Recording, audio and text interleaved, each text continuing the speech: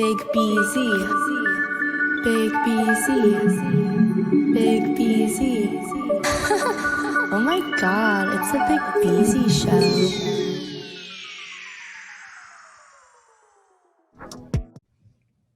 What's good, y'all? This your host, this your boy, Big Beezy, aka Bryce Johnson, aka Bryce BB Johnson.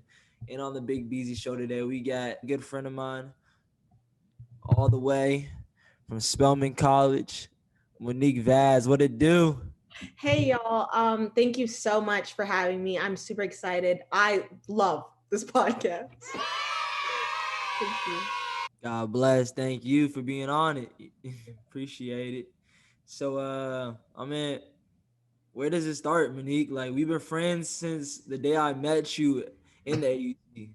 Exactly. No, because for real, I had to introduce myself to you 4 times.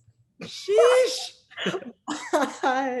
I think the time like we became friends, we were like in the library. Yeah. Because I'm from Arlington. So, but we've been friends ever since. Definitely. Yeah, shout out Arlington. That's where I went to high school at. But yeah, we big on the DMV. I think that's like how like it all resonated because I'm pretty sure you're probably Exactly. right. I did meet you 4 or 5 times. But either way, yeah, you told me you were from Arlington and that's where it all clicked. And then we started talking about the DMV and us being down there in the AUC and we just had very similar interests and very similar personalities. I'll say you're very outgoing too, like myself. Definitely. And I think it's like funny because people in the DMV and the AUC are so close because people like always clowning us like, oh, how you from 3 places, but I think that you have to be from the DMV. You have to visit it to really understand it. Yeah, it's a whole different culture. It's a whole different way of Yeah. life, honestly. It's like no other region, I feel like. Definitely not like the Bay or just like honestly other, I guess, tri-state areas and things like that. So Monique, I got you on the show for a special reason. We can get right into it. So you're running for Secretary of Enrollment Management at Spelman College. Yes. So Spelman is just the place where I feel at home. It's the place where I can truly be myself and I want to give back to a community, to a school that has given so much to me. So I'm running for SGA. And in my position, like I have to work with offices like the career planning and development with financial aid and things like that. And I work on enrollment at Spelman, Yes. recruitment and retention. And it's because I think we can both talk about it, and definitely there's a lot of people who enter the AUC, but there's only a select few that graduate for so many different reasons. The AUC is not for everybody, but if That's the reason correct. you have to leave Spelman, Morehouse, Clark, Morris Brown is because you can't afford it, that's a problem. When we have so many resources, you always go on Instagram or whatever, and it's another donation, you know? So in my platform, I want to make sure that we have clear communication with these offices, financial aid, things like that, financial aid and HBCU, to make sure that people can stay if they want. Money shouldn't be the reason that they have to leave. No, 100%. I feel you. Like, I don't know if you saw it on Twitter a while ago, but that whole like app situation of like a black, African American princess. I think like another part of my platform is, and you don't realize it until you get on campus, but Spelman is so diverse. You don't see one type of girl like in the Facts. AUC. There's not one type of person. And I think that in my platform, I want to do a better job of recruiting those people. I want more first generation students, Yes. more low income students, more international students, because it's a diaspora, people from the Caribbean, Africa, everywhere. Like, I want them to come. I want, LGBTQIA students to come. Like, I think that it's such an amazing place where you truly find yourself, that everyone should experience it. Who can, we don't let in just anyone at the #1 HBCU. But yeah. Heard you. So why Secretary of Enrollment Management out of all positions in the SGA? Definitely because a lot of people don't know this, but like Spelman has a constitution. So I've read it like 10 times. I'm sure And you have. I didn't even know that. yeah, we have like a constitution on how everything runs. And with COVID, they're probably gonna update it or whatever. But when I was reading it, that position really stuck to me because I know a lot of people who in 2020 had to leave Spelman because they couldn't afford it. in that whole talk about what does one Spelman night look like, my whole friend group, like, you know them, like, we're so diverse, we're so different from different parts of the countries, different interests, different financial backgrounds and everything. And this position, I feel like I could create the most change. Yeah. My time at Spelman, I have tried to make a lot of, like, I'm really into community organizing, so I've tried to, like, do things like that, and I think this position is so important, and I see myself doing it. Definitely. I appreciate your perspective on that. I think you're really good for the position as well because I think you're a people person and people can relate to you. And I think your communication skills are above above most. So you're able to, what I'm saying, communicate for the people and for the school at the same time. So why Spelman though, Monique? What about Howard? What about Morgan State? Why Spelman? Why do you say that's home to you? I think because I applied to like 22 schools. Like, I applied to so many. Jesus, 22 schools. Yes, yes. And they weren't like schools you just like click send, like, I had to write, special things for it. Yeah. I had fun doing it. Like, I remember I applied to this one school and it asked, like, oh, Kendrick Lamar won the Pulitzer Prize. Who is like another non-traditional person you think could win? And if y'all know me, I love Meg. Okay. So I wrote about Meg and I said that through her music, she combats the notions of colorism, sexism, and all of these things. And I like put a spin on it. But so I had fun with the process, but I think that, I don't know, Spelman didn't become home for me until Spellbound. And that's not because of, I'm at Spellbound, but it's like, when you get onto Spelman's campus, it's a feeling like no other. You just see a bunch of smart, beautiful Black girls going to the caf, going to class, and they're all so different. And I was like, I want to be like this, and I think every Spelmanite that you talk to is always like looking up at the upperclassmen and the alum and like, wow, they're so beautiful, they're so smart. If I was half of that, it would be amazing. And I never saw myself going to school in Virginia and DC, anything. I never went to go where I know. Like, I've been to Howard homecomings, which homecomings are not just the whole HBCU thing, but like, I know DC like the back of my hand. Yeah. I love that. Like, in Atlanta, we could just explore. That's true. Yeah, Atlanta's a journey. Like you cannot see everything, do everything in one day, not 1 week, not 1 month, not 1 year. Like you just gotta be in Atlanta. Definitely, definitely. No matter how long it takes, you'll just see something new every day. Exactly. But yeah, And that's good to hear. I think like another thing is kind of why am I still at Spelman? Because, to be honest, like, when we all got sent home and stuff like that, and we were still going to be home, I was like, I can't be home for a year. So I thought about maybe transferring or something for a year and coming back. But then I thought about all the experiences I had freshman year and how I needed to stay. Like, Understood. I'm not done completing my legacy at Spelman. Understood. Yeah. That's great to hear. It shows that you're really committed to the institution itself. Thank you. So what's your take on the HBCU culture in general? Like you're just a big fan of HBCUs. Like out of high school, you knew that's what you wanted to do, and like you just gave it your all. Yeah, I've always, loved HBCUs. I hated the whole thing on Twitter and stuff like that, HBCUs versus PWIs, things like that. But Yeah. I knew that if I was going to go to an HBCU, I think Spelman would be the only one. Like I said, I wasn't going to Howard. I'm like literally from the area. And there were other HBCUs I toured, but I feel like every HBCU has its own culture, its own identity, And I love it, definitely. One of the biggest things I took away as well from my experience at Morehouse, like you mentioned, in the AUC at a Black college, you will find it would be one of the most diverse settings you can be at. Definitely. And I would argue in the world. I've been to Yeah. Europe, I've been to Africa, but the AUC is a place where completely different people meet and they intersect. There's creatives, there's community organizers, there's all these amazing things creating amazing work, and you feel so Party inspired. promoters. There's a lot of things. Exactly. Party promoters. There's upper administration. There's professors. There's, you know what I'm saying? It's unbelievable for a first year student to go down there and to just experience that because it truly is an experience like no other. And then it's the student population itself from all walks of life. You know what I'm saying? That was a very good a sight to see, I would say. What's some of your favorite classes since you've been at Spelman, Monique? So I'm a political science major and a Same. minor. Oh, period. Same. Like, He's shy. I feel like most people from the DMV, political science. Dirty. But it's what we know. Makes sense. I wasn't even thinking about that, but that is very true. Like I was literally saying you cannot escape politics in DC no matter who you Exactly. are going And like, around DC. yeah, I always knew that, but the summer before my senior year, I moved to Massachusetts. And like we'd be in classes and stuff like that.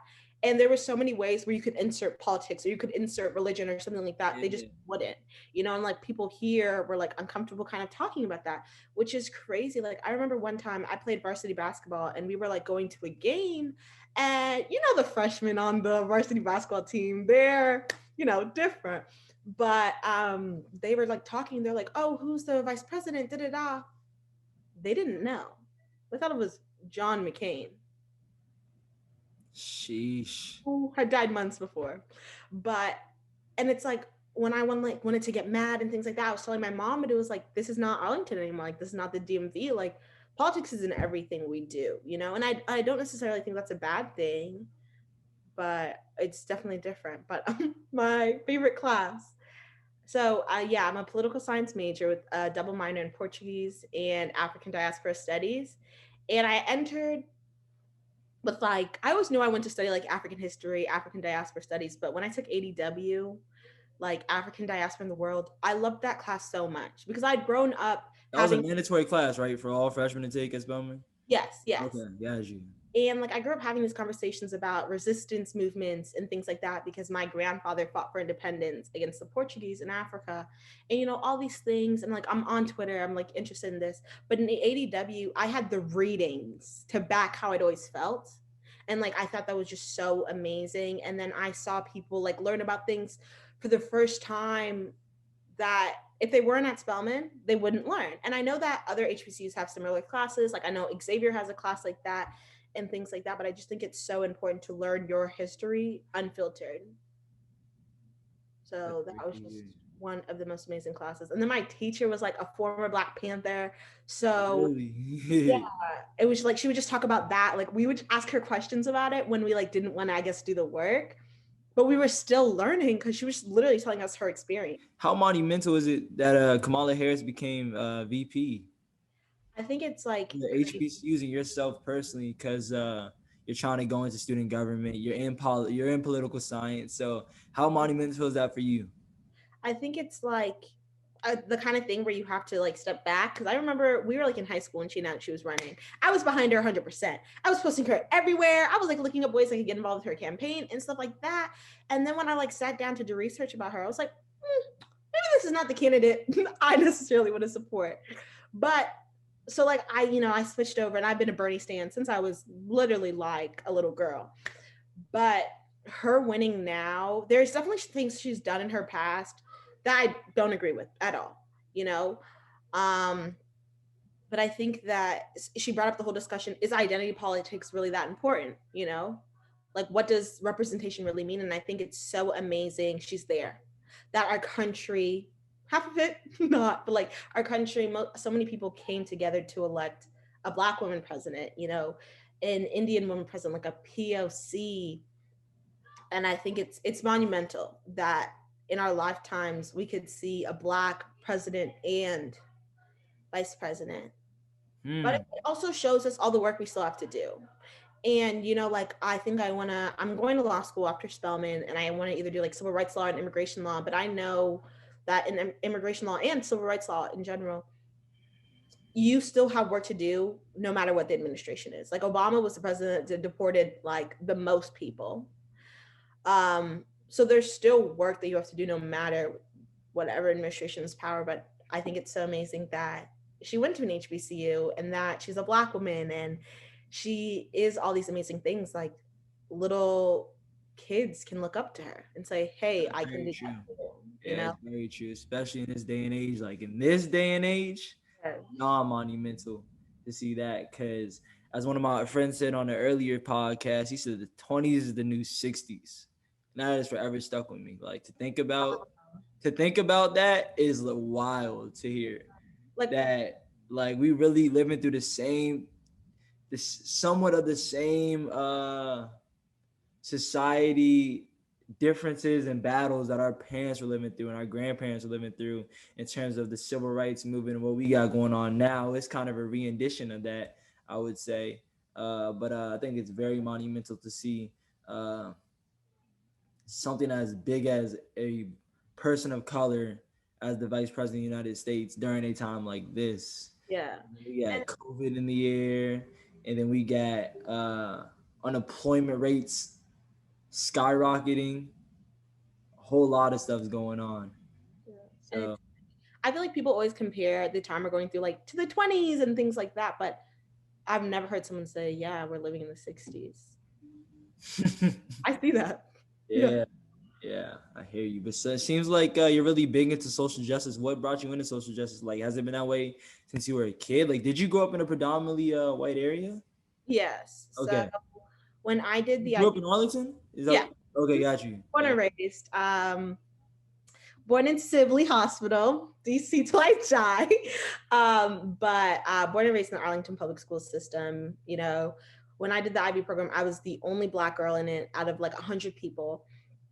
But I think what really pushed me into this work is being a Black woman in the world and like where I grew up. You know, I often think about if I had grown up in a different place, would I be a different person? And definitely, I think that the DMV made me who I am. Um, and just like hearing about what my grandfather did, you know, to fight against colonialism, what my parents did, and stuff like that. All of it, I think, just radicalized me. Yeah, So I can say one thing. Yeah, social justice is like your devotion to your mission. yeah, Gotcha. and I like see. I feel like people are always like, oh, nothing's gonna change. But like, if that was true, then why are there so many people around the world working so hard? You know what And I I mean? think at the end of the day, like what sticks with me a lot is what Nipsey Hussle was trying to say. Like this is a marathon. Like uh Exactly. it's really a marathon. Like nothing changes overnight. And it's the fact that like it may not be our lifetime for the change that we're looking at, but at least it could be our kids' lifetime. And but the ball is gonna forever keep rolling because there's always gonna be something better to improve on. And I And think that comes down to everything. Of course, social justice, but you can see it in other lights like technology, like medicine. There's always something to improve on, and then of course socially, like we have to. Uh, there's a whole lot to change. definitely. And like I see that also in Spelman. Like, you know, I love Spelman. I'm always talking about it. Like, you see my Twitter, it's a Spelman fan account. But I can see where Spelman needs to improve, you know? Yeah, And because even if all the things I'm doing don't necessarily affect me and like my year, it'll be better for other kids, other women when they come through. You know, and gotcha. I know so many people who are always talking about the ways that AC can improve, but we can create that change, you So know? let's paint that picture, Monique. What does that look like in terms of you fulfilling the role of Secretary of Enrollment Management? What does that picture look like? Be more specific. Yeah. So I definitely think that it leads to like I want to have this one event where everybody, I don't know what next year will look like. So I don't know if we'll still be home and things like that. Hopefully not. Um, but if we're on campus or something, just having events where the different offices can tell us all the resources we have access to. You know, like we have Grammarly Premium, we have like access to like cable, like, you know, Xfinity, things like that. You know, we have so many resources that we just don't know about. You know, you find out from upperclassmen, you find out from online, Twitter, da da da. But I want to have events where they can tell us about that, you know, so we can utilize those, get like things, have events where they tell us exactly where our money is going. We pay so much money, but where is it going? Yeah, You you need a know, whole pie chart to see. exactly. Like I Yeah. want to have not just more communication, not just in emails. Like at Spelman, you get emails all the time, but communication outside of that. Yeah, and it's such a this thing too is like it's a smaller institution. So you know what I'm saying? If you're just getting emails, it's kind of like you know the saying like you go to a small school not to be a number, but Yeah, then like they're throwing emails at you and not telling you in person what's happening with your money, where that's going. It's yeah, like if we had a small institution, you could at least be more transparent about that. But I see what you're saying. And like have places where you can go if you want to like apply for scholarships. Like people are always telling college students apply for scholarships, excuse me, like da, da, da. But where? Okay, because the United Negro Fund does so much, but it's so hard to get a scholarship there. You know, like if we had bullets or something like, you know, on Spelman's Blue Wall of just scholarships and things like that, just ways where we could do that, learning more about financial literacy and things like that, because it's so important to the Black community. I think one suggestion as well is that I would like to see more platforms, maybe throughout digital technologies like social media, like websites for in school students at Spelman College, at Morehouse College. It could be more platforms, and it could be anything. I know, shout out to Maroon Tiger, but you can have multiple channels and like an AUC channel. I'm pretty sure there is AUC Cam, but there's a whole lot of because there's so many niches, and especially socially, there's so many different niches. I completely agree, especially since I feel like we've seen a lot of people suffering from Zoom fatigue. Like people don't want to get on Zoom for everything, you know, and a lot of our events, Spelman's such a small campus, they like sell out quickly. Like not everyone can be in Cosby, not everyone can be in Sisters. So definitely more platforms. What do you think about the mental health push for at Spelman College? I think that it's something that, you know, Spelman is a reflection of the Black community, and in so many ways, like if you look into it, like you can see so many parallels. And I think we don't do enough. You know, I think we don't talk about mental health enough, especially, you know, like in our families, we don't. And I personally struggle a lot with mental health, and I've just started taking medication for my depression and stuff like that. And it's been amazing. Yeah. And I think that we could do so much more, like, because we're Black women living through whatever last year was, whatever this is going through. And we could, I think that I would love to, because I work with so many different offices, I would love to also work with the guidance counselors, not guidance counselors, like, but like therapists and things like that to create, because Spelman has a lot of opportunities people just don't know about. Like I know people who went to grief group therapy sessions and things like that, but that was probably sending an email or something like that. So we definitely need new ways to communicate, but I'd love to see a push for therapy, because I think everyone needs to be in therapy, no matter what you've went through. Yeah, no matter where you are on the mental health scale, you could be the happiest guy alive. You still need to go to therapy. You need somebody. I just started going to therapy actually, and it changed my life. My therapist is actually a Morehouse graduate, which was a coincidence. I love that. No, I think it's amazing. And I think every person, regardless of race, gender, everything, should go to therapy. And that would be something I push more. I think a lot of people at Spelman suffer with imposter syndrome, like not feeling like you're good enough, not feeling like you're doing enough and things like that because of all the amazing things that happen in the AUC.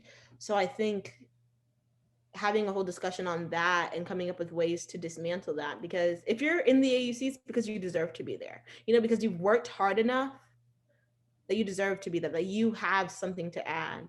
Yeah, and it shouldn't be degraded by poor mental health or just lack of communication or not able to find resources and intransparency in terms of just different pages different bridges one must cross, honestly.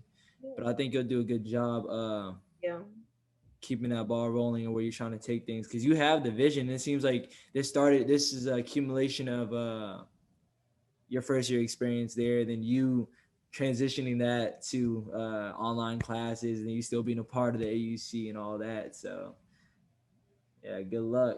Thank you. Yeah, then let's talk about, you know what I'm saying, because you said you're from the DMV. Yeah. Let's go ahead and talk about the DMV. I'm a big DMV guy myself. Yes. Yeah. Yeah. So what's your favorite part about the DMV culture, Monique? I love how connected we are, you know? Okay. Like I said, like you don't realize it until you're there, but the DMV is our train system. That's it. Just the metro, not anything else. But how intact like we all are. My sister like lived in Maryland. All like my friends in high school like went to Wilson or like Murray and things like that, like, you know, DC schools. Yeah. I was like always there, and I love that we're just also connected. You can get there so quickly to different places, and there's always something happening, you know? You're never just like if you're bored, it's because you want to be. Like there's always something happening in Northwest, whatever, Southeast, like anything, you know. Facts. Like There's so much talent. I grew up in a suburb outside of DC in Virginia. I went to school like 6 years out of my life in Maryland. Then I transferred to school back in Virginia. My parents work in DC, so I was all over the DMV. Exactly. Yeah, but Everyone has that connection. No one just, I mean, I guess there's people who just kind of stay in their area, but for the most part, everyone's everywhere. You know, people want to hate on Virginia, but we see them at Tyson's. Snow cat. You know, Facts. Well, Monique, well, I appreciate you being on the show, most definitely. thank you so much. I love your show so much. So it's like amazing to be a part of something that is definitely creating the change we need to see. Thank you. I appreciate that very much. Any last words, Monique? What you got to say to the crowd? Just y'all stop hating on the DMV. We're the best. I heard you. And vote Y'all for like Mo? Yeah. Like everything else is champ and Kill. and vote for me for Secretary of Enrollment Management. Y'all go do that. Monique Vaz, let's get it. Thank you. Big Beezy. Big Beezy. Big Beezy. Oh my god, it's a Big Beezy show.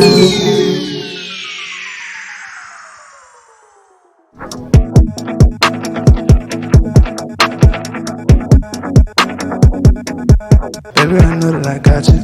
Mama, I know that I got you. I'm be good, I got to. The way that I went on my mind too. Baby, I know that I got you.